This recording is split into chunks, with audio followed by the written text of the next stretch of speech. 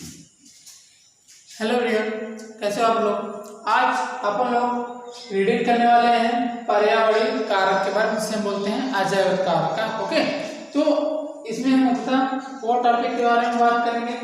पहला है टेम्परेचर, दूसरा water, third is light, fourth is soil. Okay, upon 4 topic के बारे में रीडिंग करेंगे। वैसे देखेंगे पर्यावरणीय कारक 4 के अलावा भी ऐसे बहुत से कारक हैं, जैसे वायु हो गया ना, इन सब के भी अलावा बहुत से ऐसे कारक हैं जो कि पर्यावरणीय कारक के रूप में प्रदर्शित हो सकते हैं। लेकिन अपन लोग केवल 4 टॉपिक के बारे में पढ़ेंगे, वो होंगे मुख्यतः ये जो आपको दिखाए गए हैं। इसके अलावा हम आज के टॉपिक में केवल इस बात की चर्चा करेंगे, अर्थात टेम्परेचर वाला पार्ट की। टेम्परेचर पार्ट जो कि सबसे ज्यादा इफेक्टिव होता है एक जीव के लिए, अर्थात टेम्परेचर एक प्रकार से जो पर्यावरण में उपस्थित टेम्परेचर होता है वे जीवों को उनके आवास, उनके अनुकूलन, वो कहाँ रहेंगे, किस प्रकार वो अपना निवास करेंगे, ये सब डिपेंड करता है उनके टेम्परेचर। टेम्परेचर को सर्वप्रथम मान्यता दी गई है कि सबसे ज्यादा इसकी जो प्रसार होती है हमारे पर्यावरणीय कारकों में, वो होते हैं हमारा टेम्परेचर। ओके, तो टेम्परेचर चूंकि काफी ज्यादा इंपॉर्टेंस रखता है, इसको हम कई पार्टों में पढ़ेंगे। एक तो इसके बारे में थोड़ा बहुत आज जानेंगे, इसके अलावा 2-3 लेक्चर बाद इसके बारे में थोड़ा टेम्परेचर के बारे में जानेंगे। इस लेक्चर में हम केवल यही पढ़ेंगे कि कहाँ पर कैसे कैसे किन जगहों पर जाने पर टेम्परेचर बढ़ता है, कहाँ जाने पर टेम्परेचर हमारा कम होता है। इसके अलावा और लेक्चरों में 2-3 लेक्चर के पश्चात हम पढ़ेंगे कि किस रीजन में टेम्परेचर कितना बढ़ रहा है, कितना घट रहा है, और कौन सा रीजन है, ये सब हम आपको बताएंगे। ओके, इसके अलावा एक टॉपिक रहेगा, वो हम इकोलॉजी के लास्ट लेक्चर में आप जानेंगे कि टेम्परेचर का प्रभाव क्या हो रहा है हमारे जीवन में, या फिर जिसे हम आप सुने होंगे ग्लोबल वार्मिंग ना, इसको हम अभी आपको बताएंगे। आप लोग स्टार्ट करते हैं टेम्परेचर के बारे में। ओके, जैसे कि टेम्परेचर जो होता है, आपको पहले बता दिए कि टेम्परेचर मुख्यतः जो होता है हमारे एक प्रकार से प्रासंगिक पर्यावरण कारक है, अर्थात मेन फैक्टर के रूप में उपस्थित है। ओके, अब ये मेन फैक्टर के रूप में उपस्थित है।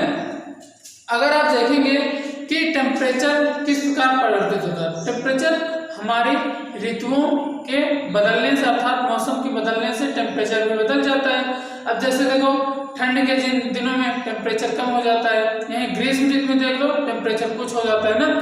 तो इन सब के अलावा ये तो हो गए मुख्यतः हमारे नॉर्मल लाइफ में जो हम देखते हैं। इसके अलावा जैसे हम लोग तो यहाँ नॉर्मल लाइफ में हैं, और जैसे कुछ जीव ऐसे भी हैं जो कि आप देखेंगे ध्रुवीय देशों में, जहाँ पर टेम्परेचर जो होता है माइनस में होता है या फिर शून्य होता है। इसके अलावा बहुत से ऐसे रीजन हैं, बहुत से ऐसे क्षेत्र हैं जैसे शीतोष्ण प्रदेश, वहाँ पर जो टेम्परेचर है बहुत ज़्यादा, या फिर कई ऐसे झरने हैं जहाँ पर टेम्परेचर लगभग 100 सेंटीग्रेड के एबव होता है। ओके, तो वहाँ पर भी जीवन अपने जो जीव होते हैं वे अपना ग्रो करते हैं। ओके, तो अगर हम भूमध्य रेखा से बढ़ते हैं ध्रुवों की ओर, कहां से, भूमध्य से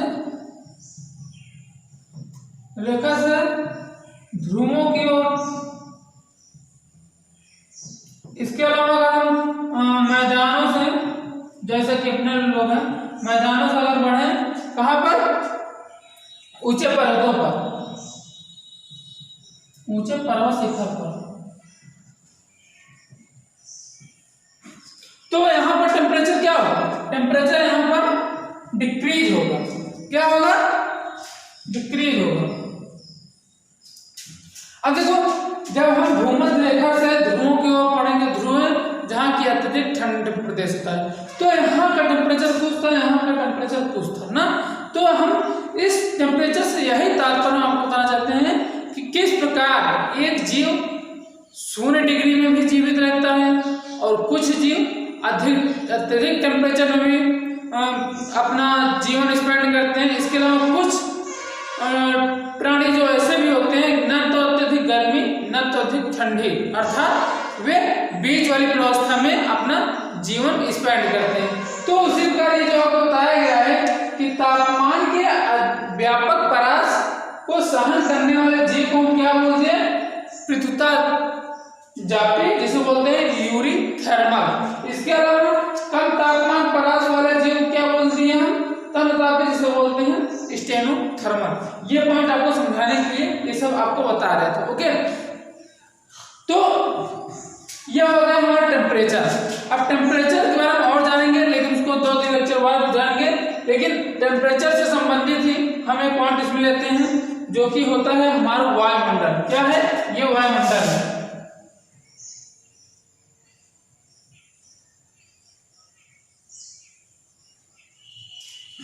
ओके, ये वायुमंडल है। टेम्परेचर से ही रिलेटेड वायुमंडल में अगर देखा जाए तो कई सारे आपको परतें मिलेंगी। जैसे आप सुने होंगे क्षोभमंडल, समतापमंडल, मध्यमंडल, थर्मोस्फीयर, इसे हम बोल सकते हैं, थर्मोमंडल भी बोल सकते हैं। ओके, इसके अलावा वायुमंडल, ये आप नाम सुने होंगे। अब उनका रीजन कहाँ से कितनी दूरी पर होता है ये हम आपको बताएंगे। ये आप एक ग्राफ के द्वारा समझिए ऐसे। अब ये मान लो हमारा हो गया अर्थ सरफेस, अर्थात ये हमारी पृथ्वी ना। तो पृथ्वी पर से जो पृथ्वी के आसपास का वातावरण होता है वे होता है हमारा क्षोभमंडल। क्या होता है? क्षोभमंडल, ये वाला। क्षोभमंडल में अत्यधिक हवाएं होती हैं। इसके अलावा इसी रीजन में जो धूल के कण होते हैं या फिर प्रकाश आपको दिखता है। इसके अलावा जो बहुत से पार्टिकल जहां पर मैक्सिमम जीव ग्रो करते हैं वे कहाँ पर होते हैं? वे होते हैं हमारे क्षोभमंडल। ओके, तो ये हमारा क्षोभमंडल लगभग होता है 8 से 16 किलोमीटर के बीच में। कहाँ पर? 8 से 16 किलोमीटर के बीच में होता है हमारा कौन? ये ट्रोपोस्फियर। अब देखो जो ट्रोपोपॉज आपको दिखाया गया है, ये समतापमंडल और क्षोभमंडल के बीच की परत होती है। जैसे आप देखते हैं कोई, अगर हम इन वायुमंडल की एक परत बनाएं तो यह हो गया हमारा पृथ्वी। तो अगर हम क्षोभमंडल वाला परत दिखाएंगे ये ना, तो ये क्षोभमंडल का परत हो गया। इसके ऊपर क्या है? हमारा समतापमंडल। लेकिन अब समतापमंडल ये कितना रीजन हो गया? ये कितना रीजन हो गया? क्षोभमंडल। तो उनके बीच जो परत है उसको हम क्या बोल दिए? ट्रोपोपॉज। ओके, तो वो होता है हमारा ट्रोपोपॉज। इसके अलावा या फिर इसे बोल सकते हैं क्षोभ सीमा। ओके, तो अब उसके आगे हम बढ़ते हैं 16 किलोमीटर के आगे। ये कहाँ से दूरी नापी जा रही है? ये हमारी पृथ्वी यानी स्थल से इसकी दूरी नापी जा रही है 16 किलोमीटर तक के।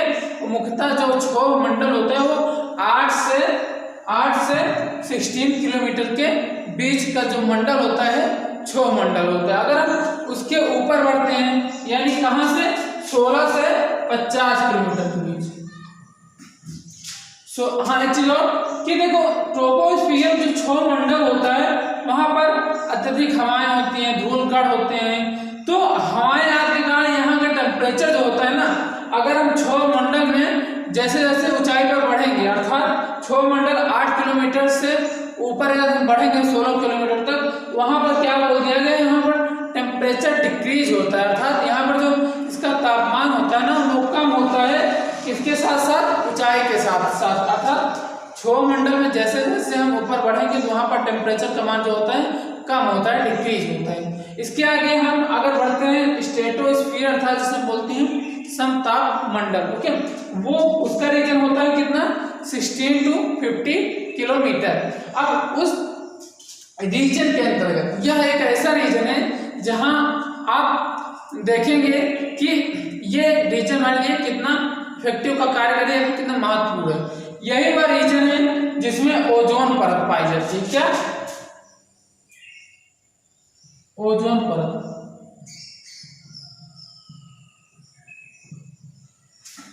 जो कि हमें किस गैस से बचाव करती है? ओजोन से। ओजोन आप सुने ही होंगे जो कि हमारे बॉडी के लिए बहुत ज्यादा हानिकारक है। हानिकारक क्यों है? ये थोड़ा सा हानिकारक ये इसलिए होता है क्योंकि देखो हमारे ब्लड में जो उपस्थित होता है हीमोग्लोबिन, आप नाम सुने होंगे, जिसके कारण वो हमारा ब्लड लाल रहता है, उसमें जो हीम नामक रंगक पदार्थ होता है एवं ग्लोबिन नामक प्रोटीन से वो बना होता है। जो हीमोग्लोबिन होता है ना, वे मुख्यतः 4 ऑक्सीजन को वो ढोने का कार्य करता है, अर्थात हमारे जब श्वास लेते हैं तो फेफड़े में जो श्वास ली जाती है, फेफड़ों में जो एकत्रित होती है, तो वहां से ये ऑक्सीजन को कैप्चर करता है। ब्लड में उपस्थित जो हीमोग्लोबिन होता है वो ऑक्सीजन को कैप्चर करता है, अर्थात ऑक्सीजन को वो लेता है। अब कहाँ क्यों ले रहा है? ताकि वो पूरे बॉडी में पहुंचा सके। तो हीमोग्लोबिन ऑक्सीजन को मुख्यतः 4 ऑक्सीजन अणुओं को अपने साथ बाइंड करता है और पूरे बॉडी में ले जाता है।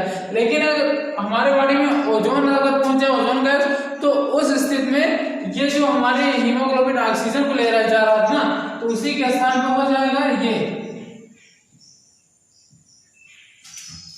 O3। अब हीमोग्लोबिन जब ओजोन से बंध जाएगा, चूंकि ऑक्सीजन से कहीं ज्यादा प्रभावशाली होती है ओजोन ऑक्सीजन को हटा करके वो खुद उसमें बाइंड हो जाएगी, जिसके कारण क्या होता है कि हमारा जो ब्लड होता है ना, रंगहीन हो जाता है, अर्थात सफेद हो जाता है, जिसके कारण हमारे शरीर में कई सारी विकृतियां उत्पन्न होने लगती हैं। आई बात समझे कि जो ओजोन परत होती है ये हमारे लिए क्यों इफेक्टिव होती है, अर्थात ओजोन परत ना हो तो इससे ओजोन जो किरण आती है वो हमारे लिए बहुत ही घातक साबित होती है। इसके अलावा ये ओजोन परत उपस्थित होती है समताप मंडल में। इसके अलावा इसमें जो वायुयान चलाए जाते हैं ये इसी मंडल में उड़ाए जाते हैं। किसमें? क्षोभ मंडल में, अर्थात जो वायुयान उड़ते हैं मैक्सिमम वे इसी समताप मंडल में अपना उड़ते हैं। ओके, इसके अलावा अगर हम बात करें कि क्षोभ मंडल से यदि हम आगे बढ़ते हैं, क्षोभ मंडल से बढ़े समताप मंडल में ना। अब समताप मंडल में टेम्परेचर की क्या बात हुई?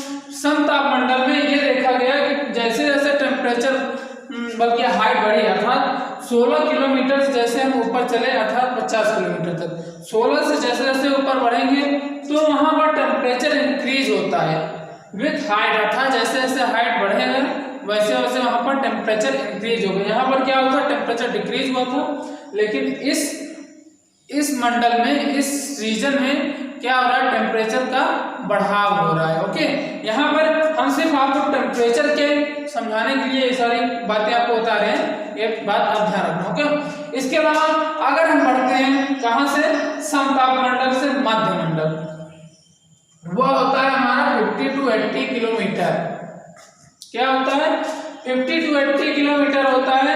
अब मध्य मंडल और समताप मंडल के बीच जो परत का कार्य कर रही थी, जो एक प्रकार से सीमा का कार्य कर रही थी, वो होता है हमारा समताप सीमा, जिसमें बोलते हैं स्ट्रेटोपोज।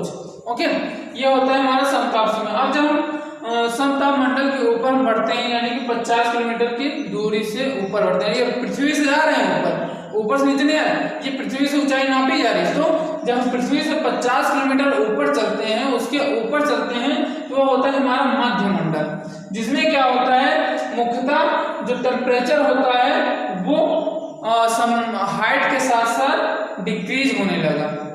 क्या होने लगा? देखो, पहले डिक्रीज हुआ था क्षोभ मंडल में, समताप मंडल में बढ़ा, फिर मध्य मंडल में फिर डिक्रीज हो रहा है ना। तो बस टेम्परेचर आपको याद रखना होगा, यहाँ पर जो टेम्परेचर होता है वो कम होता है इस रीजन में और इस रीजन में। मुख्यतः इस रीजन में जो हवाएं होती हैं वे अनुपस्थित होती हैं। ओके, पूर्ण रूप से नहीं, मेनली ये हवाएं अनुपस्थित होती हैं समताप मंडल में। अब देखो मध्य मंडल में होता है टेम्परेचर डिक्रीज हो रहा है, किसके साथ साथ, हाइट के साथ साथ। इसके अलावा अगर हम बढ़ेंगे कहाँ पर, मध्य मंडल के ऊपर, जो कि होता है हमारा थर्मोस्फीयर, इससे हम बोल सकते हैं थर्मोमंडल या फिर आयन मंडल। आयन मंडल इसे क्यों बोला जा रहा है? आयन मंडल इसे इसलिए बोला जा रहा है क्योंकि इसमें जो होते हैं ना इलेक्ट्रॉन होते हैं वह मुक्त आयन होते हैं। इस रीजन में आपको मुक्त आयन मिलेंगे, इसके अलावा इलेक्ट्रॉन मिलेंगे। अब इनका कार्य क्या होता है कि ये जो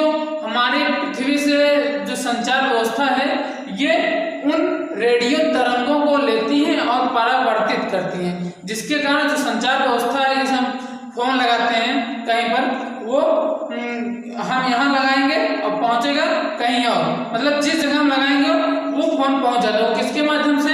हमारे इस मंडल के कारण, क्योंकि यहीं पर सभी जो उपस्थित होते हैं इलेक्ट्रॉन और मुक्त आयन, ये सब इसी मंडल में उपस्थित होते हैं, या फिर जो वहाँ सैटेलाइट लगाई जाती है सब इसी मंडल लगाई जाती है। ओके, तो अब यहाँ पर क्या हुआ, यहाँ पर जो टेम्परेचर होता है ना, टेम्परेचर बढ़ता है हाइट के साथ साथ। ये हमारा होता है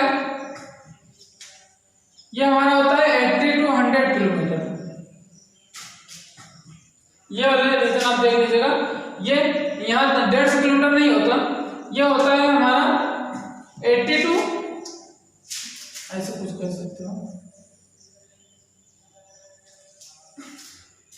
ये रीजन केवल 80 से 100 किलोमीटर के बीच दूरी है। 80 से 150 किलोमीटर नहीं, 80 से 100 किलोमीटर की दूरी जो होती है थर्मोस्फीयर होती है, फिर आयन स्फीयर होती है, जिसमें इलेक्ट्रॉन और कुछ मुक्त आयन होते हैं, जिसके कारण हमारी जो संचार व्यवस्था है काफी सुचारू रूप से चलती है।